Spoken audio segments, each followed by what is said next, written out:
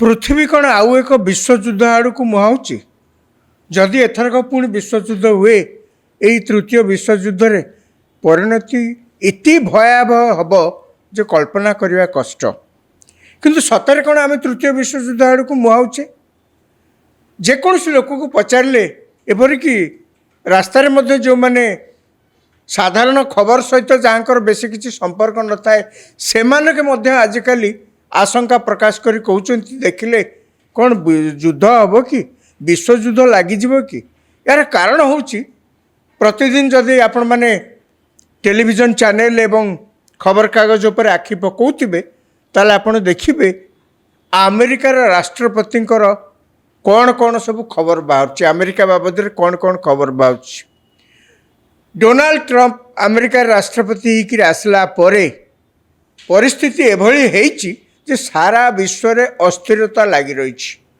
एवं से मध्य सबु नीति नियम आंतर्जातिक नियम डिप्लोमेसी कूटनैतिक संपर्क आलोचना ये सबको जलांजलि दे डोनाल्ड ट्रंप प्रतिदिन काहाकु ना काहाकु धमकाउचंती एवं किछि ना किछि काम से करि बसचंती जो थरे केवल अस्थिरता ही सृष्टि हब। प्रथमे से आसले सबु देश उपर अधिका कर बसई देले एवं से गोटे कौन नेले प्ली नेले गोटे आड़ नेले कौन ना जी सबू रशिया यूक्रेन युद्ध मु बंद करदेवी एवं यूक्रेन बा रशिया जी सब तेल किणुचंती तांको उपरे कर बसिबो अर्थात से देश रे उत्पादित द्रव्य अमेरिका रे बिक्री हेले अधिक कर देकर बिक्री करिया पड़िबो अर्थात अमेरिका बाजार रे तार चाहिदा कमिजिवो से निर्दिष्ट किछि देश को टार्गेट कले वर्तमान तांकर आखि का उपरे पड़छि ईरान उपरे एवं ग्रीनलैंड उपरे से सबु दिन बोधे धमकाउचंती एवं जहाँ वाशिंगटन डीसी रु बा अमेरिका राजधानी खबर मिलुची विभिन्न पत्र पत्रिका प्रकाश पाउची टेलीविजन रे प्रसारण होउची सेथुर जा जना पड़ुची ट्रंप एक सुचिंतित योजना प्रस्तुत करुचंती किभली भाव में ईरान उपर आक्रमण करिवे एवं आक्रमण करी से देश रे जो माने सब शासन करुचंती तांकु निपात करिवे खाली आक्रमण करिवेनी तांकु निपात करिवे एही प्रकार योजना से प्रस्तुत करुचंती बोली जहाँ विभिन्न संवादपत्र मानकर प्रकाश पाउची। द्वितीय कथा से केवल सेतिकी कहूना से आउर मध्य कहउचंती जे ईरान सहित जो जो देश संपर्क रे थिबे तांको उपरे से 25% कर मध्य बसेबे तांको जिनस उपरे ईरान उपरे एतिक खपा होकर कहला परे या भितरे शेष खबर अनुजाई अमेरिका तांकर जो माने सब अच्छंती ईरान ने विभिन्न कार्य करुचंती किए कॉन्ट्राक्टर काम करथाई किए तांको एम्बासी रे तांको लोक थाई पारंती अमेरिका लोक से समस्त को जनरल वार्निंग दे दिया जे आपण माने ईरान छाड़िकी चली आसतु खूब शीघ्र अर्थात एक मेसेज देवाक चाहिए ट्रंप जे ईरान उपरे आक्रमण खूब शीघ्र हम यार भितरे ईरान को मध्य अमेरिका ट्रंप राष्ट्रपति ट्रंप कहते जे जदि आलोचना पे प्रस्तुत ता मध्य हम किंतु अनेक समय देखा जाए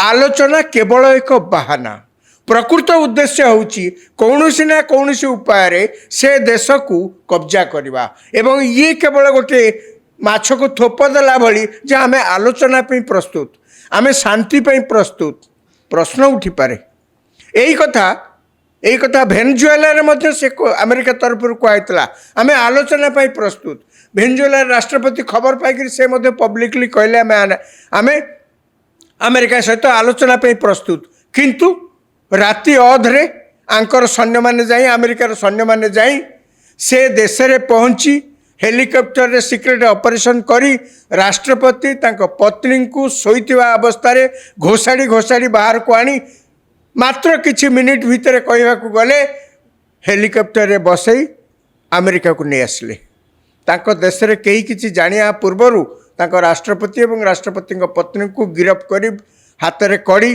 गोड़ रे बेड़ी दे अमेरिका नहीं पहुँचेले बर्तमान ईरान ने ट्रंप ସେଇଭଳି କିଛି କରିବା ପାଇଁ ଯୋଜନା କରୁଛନ୍ତି ବୋଲି ଯାହା ସାଧାରଣରେ ଆଶଙ୍କା ପ୍ରକାଶ ପାଉଛି। ବର୍ତ୍ତମାନ ପ୍ରଶ୍ନ ଉଠୁଛି ଟ୍ରମ୍ପ କାହିଁ ଏସବୁ କାମ କରୁଛନ୍ତି? ଏ ପୃଥିବୀରେ ଅସ୍ଥିରତା ସୃଷ୍ଟି କରିବା ପାଇଁ ଆମେରିକା କାହିଁକି ଆଗକୁ ବାହାରିଛି? ଆମେରିକାର ସ୍ୱାର୍ଥ ଏଥିରେ କ'ଣ? ଯଦି କୁହାଯାଏ, ଗୋଟିଏ ଶବ୍ଦରେ କୁହାଯାଏ ଯେ ଏହାର କାରଣ କ'ଣ ବୋଲିକିରି, ତାହେଲେ ଆପଣମାନଙ୍କ ମନରେ ନିଶ୍ଚୟ ଗୋଟିଏ ପ୍ରଶ୍ନରେ, ଏଇ ପ୍ରଶ୍ନର ଗୋଟିଏ ଉତ୍ତର ଆସିବ, ଅନ୍ୟ ଦେଶର ସମ୍ପତ୍ତିକି ଲୁଟ୍ କରିବା। ବର୍ତ୍ତମାନ ଭେନେଜୁଏଲାରେ ଏହି ପ୍ରକାର ସାମରିକ କାର୍ଯ୍ୟାନୁଷ୍ଠାନ ଆମେରିକା କଲା ପରେ କ'ଣ ସେଠି? ଭେନେଜୁଏଲାରେ ହେଉଛି ସବୁଠୁ ବେଶୀ ତେଲ ଖଣି ଅଛି, ମାଟି ତଳେ ପ୍ରବଳ ତେଲ ଭଣ୍ଡାର ଅଛି ଏବଂ ତାକୁ ସବୁ ସେ ଦେଶରୁ ବିକ୍ରି କରି, ସେ ଦେଶରୁ ଆଣି ଆନ୍ତର୍ଜାତିକ ବଜାରରେ ବିକ୍ରି କରିବା ପାଇଁ ଆମେରିକା ତା'ର ତେଲ କମ୍ପାନୀମାନଙ୍କୁ ନିର୍ଦ୍ଦେଶ ଦେଇଛି ଏବଂ ଅନେକ ତେଲ ଭର୍ତ୍ତି ହେଇକରି ଜାହାଜରେ ଯେଉଁ ଜାହାଜ ଗୁଡ଼ାକରେ ଆସେ, ସେମାନେ ଯାଇ ବର୍ତ୍ତମାନ ଲଙ୍ଗର ପକାଇକରି ଭେନେଜୁଏଲା ପାଖରେ ଅପେକ୍ଷା କରିଛନ୍ତି। ତାଙ୍କ ନମ୍ବର କେତେବେଳେ ପଡ଼ିବ ସେ ଯାଇକରି ଧାଡ଼ିରେ ସେଠି ଠିଆ ହେବେ। ତାପରେ କ୍ରୁଡ୍ ଅଏଲ୍, ଅଶୋଧିତ ତୈଳ ଯେଉଁଟା ସିଧାସଳଖ ମାଟିରୁ ବାହାରୁଛି, ଲୋଡ୍ କରିକି ଆଣି ଆନ୍ତର୍ଜାତିକ ବଜାରରେ ବିକିବେ। କୁହନ୍ତୁ ତ, ଭେନେଜୁଏଲା ଗୋଟେ ସ୍ୱାଧୀନ ଦେଶ, ସେ ଦେଶକୁ ଆକ୍ରମଣ କରିବାର ପ୍ରଥମତଃ ଆମେରିକାର କିଛି ଅଧିକାର ନାହିଁ। ସେ ଦେଶ କ'ଣ ଆମେରିକାର କ'ଣ ଖାଇଯାଇଛି? ମିଛରେ ତାଙ୍କ ନାଁରେ କହିଲେ ସିଣ୍ଡିକେଟ୍ରେ ସେଠି ଡ୍ରଗ୍ କାରବାର ହେଉଛି, ତାଙ୍କ ରାଷ୍ଟ୍ରପତି ମଧ୍ୟ ଡ୍ରଗ୍ କାରବାରରେ ବ୍ୟସ୍ତ। ଯଦି ପ୍ରକୃତରେ ଏହା ହେଉଛି, ଯଦି ତାଙ୍କ ଦେଶର ଏହା ରାଷ୍ଟ୍ରପତି କରୁଛନ୍ତି ଏବଂ ଆମେରିକା ସେଥିପାଇଁ ବିପଦ ମଣୁଛି, ଆପଣଙ୍କ ଦେଶରେ ଆପଣ କଟକଣା କରିବେ ନା ପରଦେଶକୁ ଯାଇକରି କ'ଣ ଆକ୍ରମଣ କରିବେ? ଆକ୍ରମଣ କଲେ ବର୍ତ୍ତମାନ ତାଙ୍କ ଦେଶର ତେଲକୁ ନେବାକୁ ବସିଛନ୍ତି। ଯଦି ଆକ୍ରମଣ କଲେ ଡ୍ରଗ୍ ପାଇଁ, ତାହେଲେ ତାଙ୍କ ତେଲରେ ଆପଣଙ୍କର କ'ଣ ସମ୍ପର୍କ? ସିଏ ତ ଆପଣଙ୍କୁ ତେଲ ବିକି କେଉଁଠି ଠକି ନାହାନ୍ତି, ଆପଣ କାହିଁ ତାଙ୍କ ତେଲକୁ ଆଣୁଛନ୍ତି? ଖାଲି ସେତିକି ନୁହେଁ, ତାଙ୍କର ରାଷ୍ଟ୍ରପତି ଏବଂ ତାଙ୍କ ପତ୍ନୀକୁ ଗିରଫ କରିକି ଆଣି ସାରିଲା ପରେ ତାଙ୍କ ଦେଶରେ ଯିଏ ବର୍ତ୍ତମାନ କାର୍ଯ୍ୟକାରୀ ରାଷ୍ଟ୍ରପତି ହେଇଛନ୍ତି ତାଙ୍କୁ ସେ ଧମକଉଛନ୍ତି। ପ୍ରଥମ ଦିନରୁ ହିଁ ଧମକେଇଲେ, ଯଦି ବୋଲ ନ ମାନିବ ତାହେଲେ ଭୟଙ୍କର ପରିସ୍ଥିତି ହେବ। ଅର୍ଥାତ୍ ମାଡୁରୋଙ୍କୁ ଗିରଫ କରିଲା ବେଳେ ଯେଉଁ ପରିସ୍ଥିତି ହେଇଥିଲା ଏଠି ଅଧିକା ହେବ।